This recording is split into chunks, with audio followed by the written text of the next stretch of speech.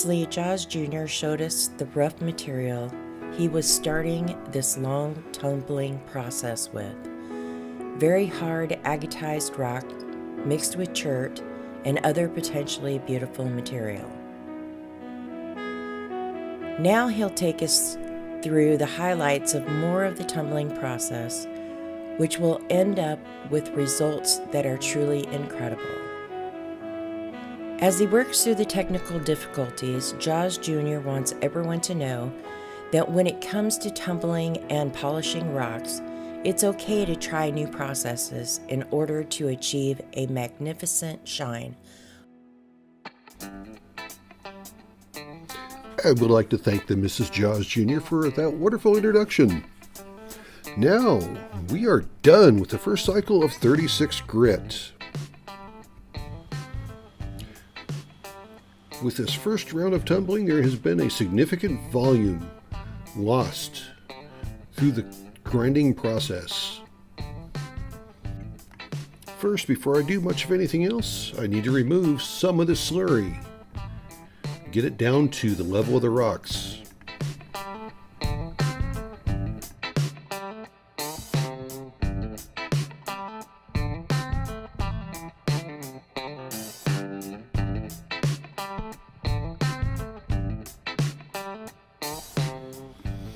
Okay, let's go ahead and take a look at some of these rocks in here. Not liking what I'm feeling. There's some grit left in here. This round could have gone an extra day. So on the second cycle of 36 grit, I'm going to extend my tumbling time by 2 additional days. So take this as a hint for your tumbling process. If you still have grit left, you could extend it out for another day, maybe 2.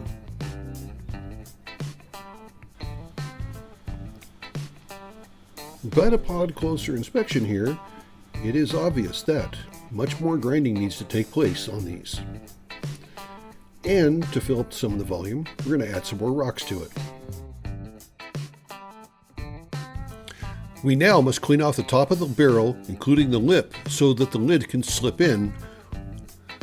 This is part of the reason for removing some of the slurry, so there's room for this quick cleaning step.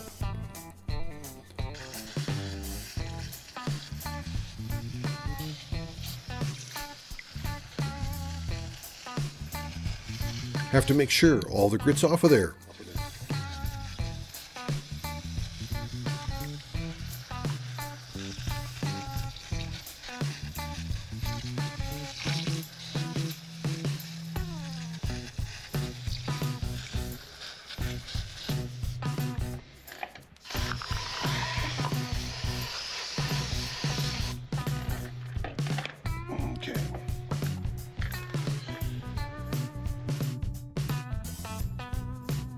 Time to add these rocks, which are from some recent cutting projects. There are end cuts and some rejects.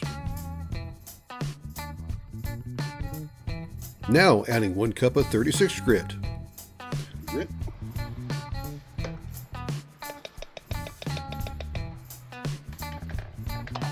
Dry the lip of the barrel and the lid, reseal, and start rolling again.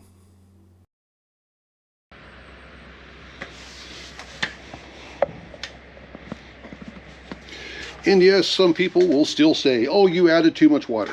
Bite me. I know what works good for me. And for every person who tumbles rocks, there is that many number of procedures.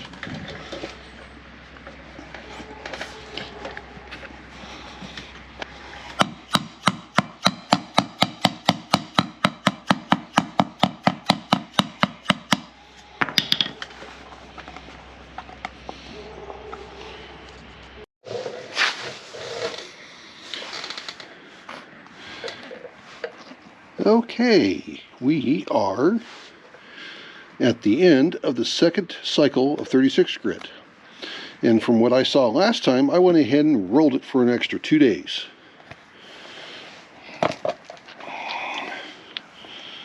So let me put you guys up And we will go from there. Okay, let's take a look at some of the stuff that we got.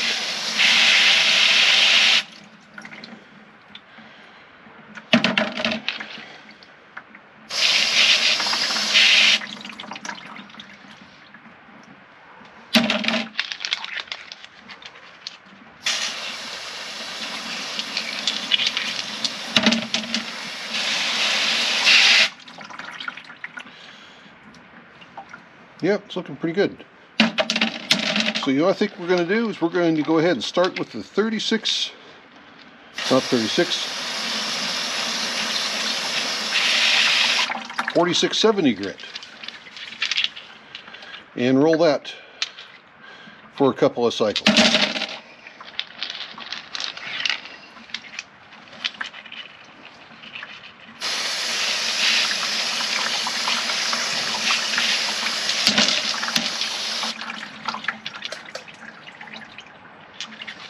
Yeah, I know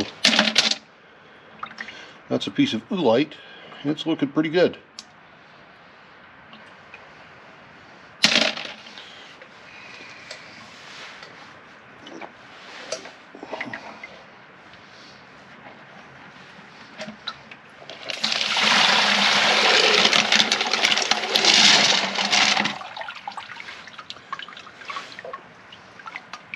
You know, there's just a tiny little bit of grit in there left. And so I think it's okay. Normally I like seeing no grit left in here. But there is a tiny little bit left in here.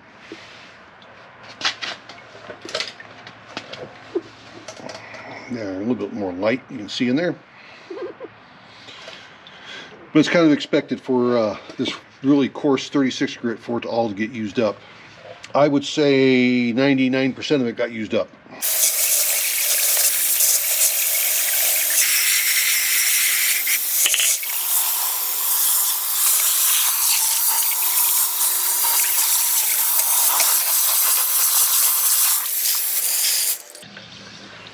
Okay, good enough for what I'm doing. And no, I don't worry about cross-contamination. Not at this stage. The only time that's an issue with me when I am at going from medium grit to pre-polish.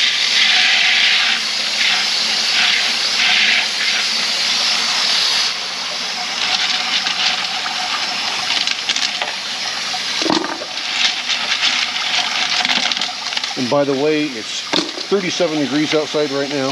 It is very cold. My hands are freezing because they're wet. But you do what you have to do to get this stuff done. There's one of my cut pieces. There's another one cut piece. Yeah, the corners are nice and rounded off on that too, so that's going to polish up really good.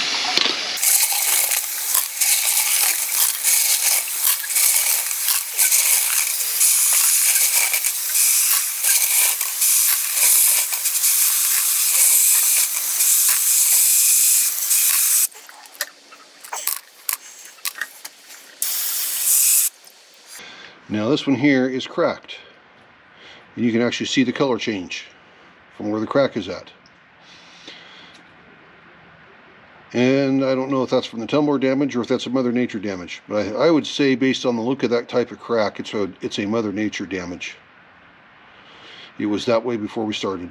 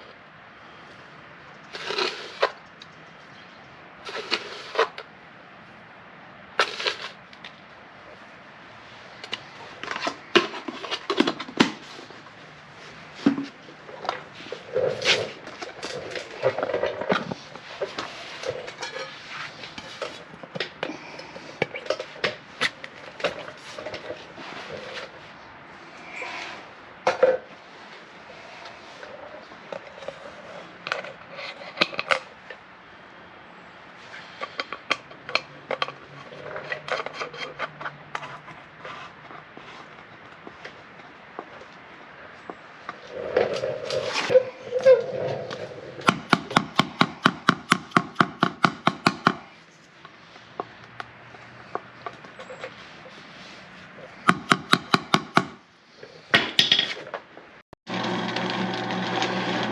there you go. You've seen the process that I'm going through with 36 grit all the way up to the start of 4670 grit in this very hard material from Southeast Oregon.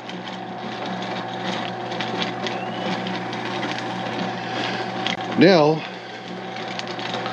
the rest of it's just kind of repeating of what I've done before. I'm not going to bother to show that because I'll go through 1 or 2 cycles of 4670, 1 or 2 cycles of 6090, a cycle of 120, 220, and then a cycle of pre-polish and a cycle of polish. The 2 rounds of 4670 grit are now completed. Again, there was significant grinding taking place. This is what we were wanting. Cleaning off the rocks, they seem to be ready to move on to 6090 grit. And yes, no grit left in the barrel. This is a good thing. After the rocks are cleaned and the barrel is clean, we are getting ready to reload the barrel. Now look at this. The volume of rocks is not enough to continue on. I guess we're going to have to add some filler to it. Small agates make good filler, but it's not enough. Finding end cuts from other projects, and I keep adding them until I feel there is enough volume for this next batch. I am not worried about the different hardness of the filler. It is okay if it's softer than the rocks being polished. After adding water to the barrel, 1 1/4 cups of 6090 grit is added, along with the white stuff. The barrel is then dried and wiped down and set back on the tumbler, ready to roll for 2 full cycles. Between the cycles, the barrel is opened up, the rocks are inspected, and another 1 cup of 6090 grit is added. Just like before, between the cycles, the barrel is opened up and the rocks are inspected. The lip of the barrel and the lid are cleaned and dried. 1 cup of 6090 grit is added, and then it will roll for 1 more cycle. The cycle time can vary for each person. If you are fairly new to rock tumbling, my suggestion is for you to take good notes, documenting the results along with the number of days for each cycle.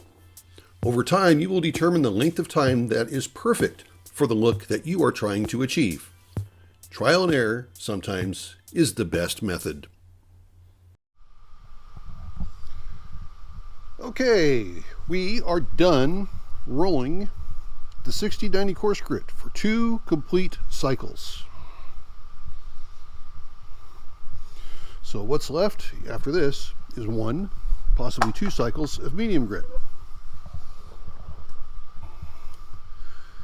And I'm liking the feel of these, so I'm going to put you guys up, and then I'm going to go ahead, and I actually got something new since the last time. Got this classifier, mainly to separate out the media from the rocks. And so we'll see how it works. I may go back to the colander, but for now I'm going to try this. Okay, there it is. Again, I wanted to show you, no grit left over.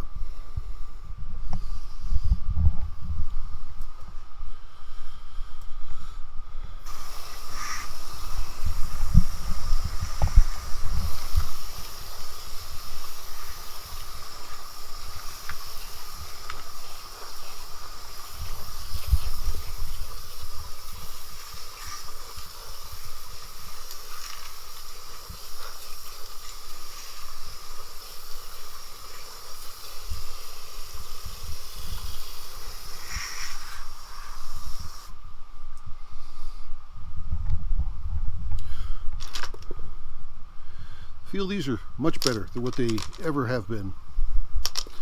Still need a good cleaning, just to rinse doesn't cut it.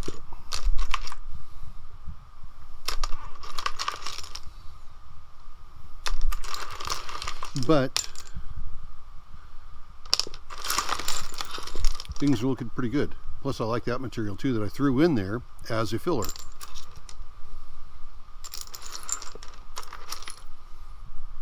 So All cool stuff here. So let me hit this with both hands, and then we will be right back with you. Okay, now we have everything's back in there, cleaned, ready to go. Adding the water. The lid's been dried, the rim's been dried off and cleaned off. I know I always run a little bit more water than everybody else seems to think, but that's okay. I added some ceramic media to this batch for more filler, and we're gonna seal it up.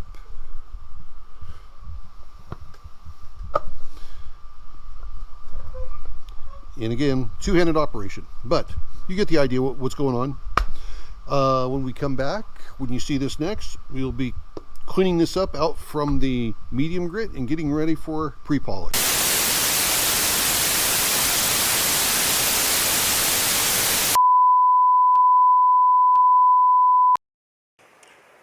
That just happened. We had a failure. I lost footage for the entire polishing, pre-polish and polishing process. But the material's done.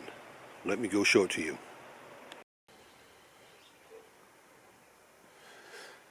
There we go. The finished product. What a difficult challenge this was. But look at the results.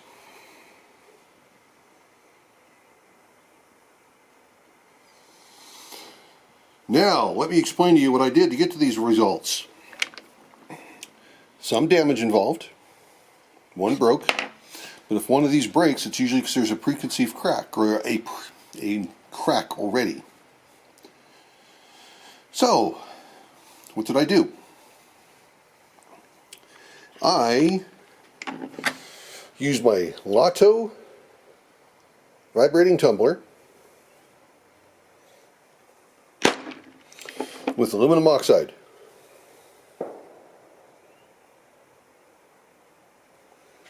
And I was able to get this incredible looking shine. Unfortunately, with my technical difficulties, I could not show it to you. So this is being filmed on a brand new camera. Tired of having lost footage. It's not fair to you guys, and it's frustrating to me. So, here's one of those cut pieces. And this will actually focus in on it too, I hope. This is chert, collected in Southeast Oregon. I really hope that's in focus for you guys. There you go.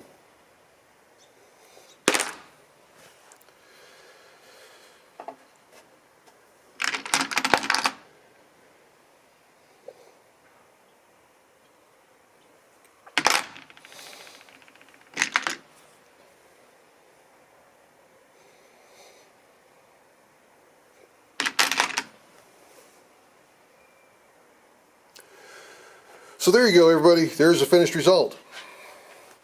Again, let's talk about what I did at the end. We rolled these first, as you know, started in 36 grit for 2 cycles, 4670 grit for 2 cycles, 6090 grit for 2 cycles, and 120-220 medium coarse grit for 1 cycle. Then I went over to my Lotto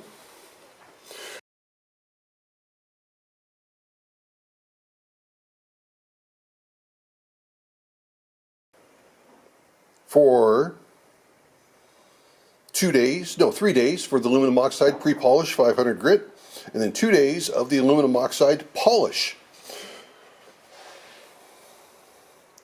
And I just used a basic recipe on that. I did not use anything abnormal. What's typically recommended for that type of tumbler is what I used. So anybody's got one of those tumblers, just use that basic recipe like that. But very happy with the results.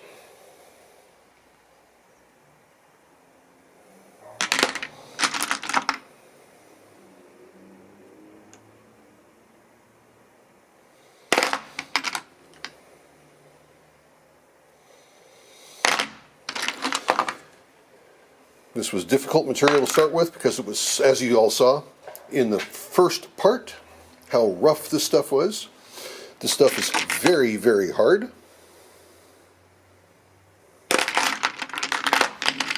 And it is done. So you guys, I'm going to let you guys go here. Thank you for tagging along with me on this two-part series of tumbling this very hard agatized material with some chert that I collected in Southeast Oregon. Just remember, everyone's life is an adventure. And let me tell you, mine has been truly, quote unquote, an adventure this past week. This is the Adventures of Jaws Jr. Have a good one, everybody.